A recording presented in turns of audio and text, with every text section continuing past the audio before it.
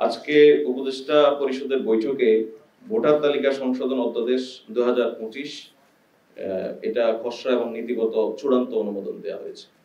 এটা জাস্ট যে আইনি ব্যাখ্যাটা আছে, আমি ওই জটিল আইনি ভাষায় না গিয়ে আপনাদেরকে একদম সহজে বলি।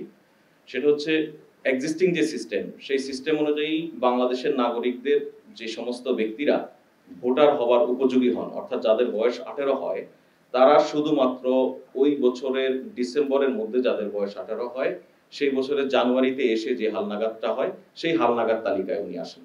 প্রতি বছর জানুয়ারির 2 তারিখে এই খসড়া তালিকা ইলেকশন কমিশন প্রকাশ করে এবং মার্চ মাসের 2 তারিখে চূড়ান্ত তালিকা প্রকাশ করে।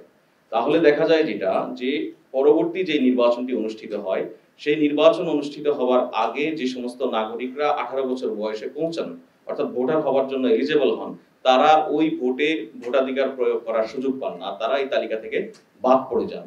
তাদেরকে পরবর্তী নির্বাচনের জন্য আবার অপেক্ষা করতে হয়।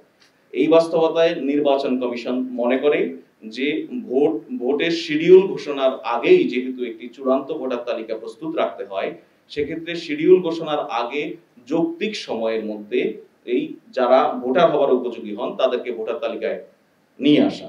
এটার জন্য যেটা করতে হবে, ধরুন ফেব্রুয়ারিতে একটা ইলেকশন, তার 2 মাস আগে সর্বোচ্চ শিডিউল প্রকাশ করা হয়।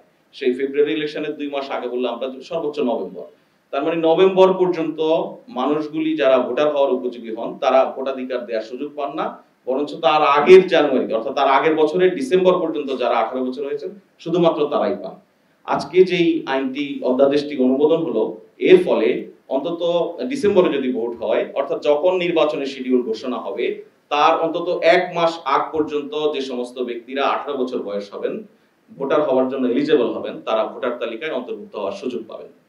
বর্তমানে হচ্ছে যে নাগরিকদের ভোটার হওয়ার মতো এলিজেবল মানে 18 বছর বয়স হয়, প্রতি বছর ডিসেম্বরের মধ্যে যাদের হয় তাদেরকেই শুধুমাত্র অন্তর্ভুক্ত করা হয়, জানুয়ারিতে খসড়া তালিকা প্রকাশ করে।